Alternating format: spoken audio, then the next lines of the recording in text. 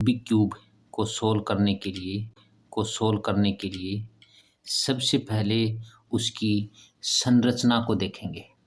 Means ये कैसी बनी हुई है, कैसी स्ट्रक्चर है। इसकी पहले हम रिवर्स इंजीनियरिंग करेंगे। मीन्स इसको पहले तोड़ेंगे और फिर इसके पार्ट बाय पार्ट पर स्टडी करेंगे।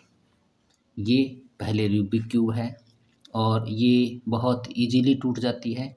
इसके कॉर्नर पीस जैसे ही इनको अलग करते हैं तो ये यहाँ से देखो गैप दिख रहा है, ये निकल जाएगा हिलाने से। कॉर्नर पीस जैसे ही एक कॉर्नर पीस मिलेगा मोस्टली हट जाता है, ये मीन्स अलग अलग हो जाएगा। और रूबिक क्यूब को जैसे ही अलग करते हैं तो सबसे पहले पार्ट आता है या सबसे सेंटर वाला पार्ट जो मेन पार्ट है वो ये दिखता है। इस पार्ट में 6 सेंट्रल पीस हैं। मीन्स क्या हुआ, एक, ये 2 और 3 4, मीन्स 4 ये हैं और 2 ये हैं। मीन्स टोटल 6 फेस होते हैं।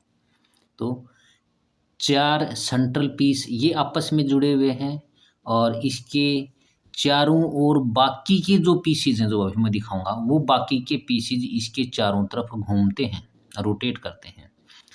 और यहाँ अगर लिखें हम कि ये वाइट है, वाइट के अपोजिट में येलो कलर है, तो ये कभी नहीं होगा कि ये इस वाला वाइट या कोई पीस ऐसा हो जो येलो कलर वाला हो, वाइट के साथ कभी नहीं आएगा।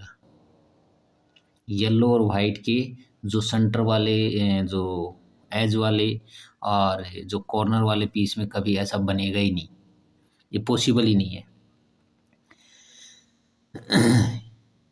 और अगर हम बाई चांस इनको चेंज, जैसे अब हम मैनुअली पहले इसको लगाएंगे फिर हम उसको सोल्व करेंगे, और बाई चांस जैसे मैनुअली लगाते टाइम कोई अगर गलती हो गई, कोई पीस ऐसा सेट हो गया दूसरी साइड, तो हम उसको कभी भी सेट हो ही नहीं सकता।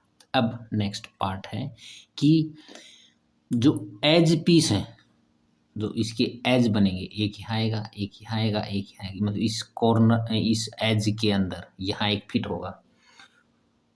उसके लिए हमारे पास 12 पीसेज हैं।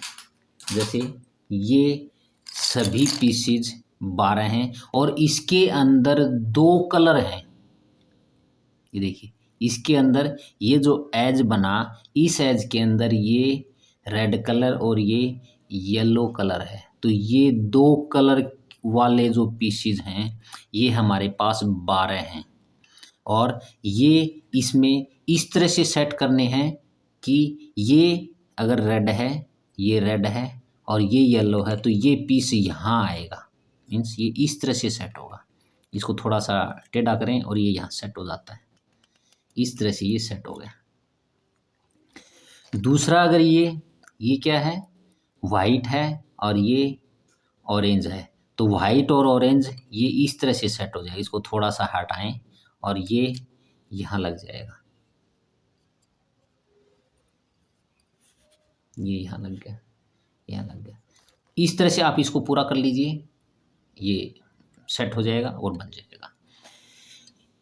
इस केस में ये क्या होता है कि ये वाला जो एज पीस है, ये सेंटर वाला जो पीस है वो कभी कोई रोटेट नहीं करता। हम इसको ऐसे घुमा रहे हैं तो लगता होगा कि ये भी घूम रहा है, लेकिन ये नहीं घूमता है, ये वहीं रहता है। इसके बाद जो एज पीस है उसका मोमेंटम और थोड़ा सा मतलब होता है, लेकिन इतना मूवमेंट नहीं है। अब थर्ड पीस पर आते हैं।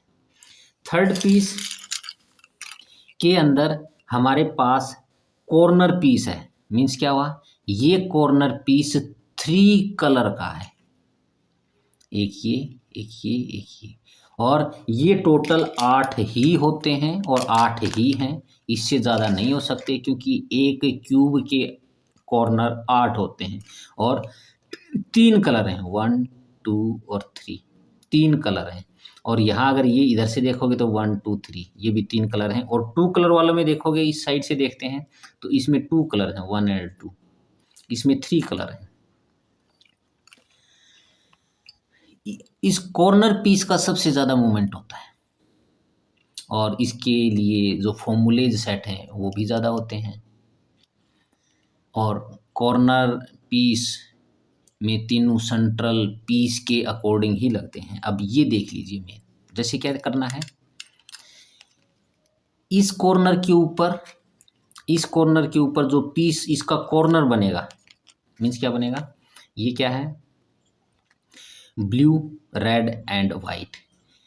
मान लो अब ये मेरे पास है, तो ये मुझे कहाँ सेट करना है, पहले इसके तीन कलर देखो और तीनों कलर इसके सेंटर के अकॉर्डिंग ही सेट होंगे।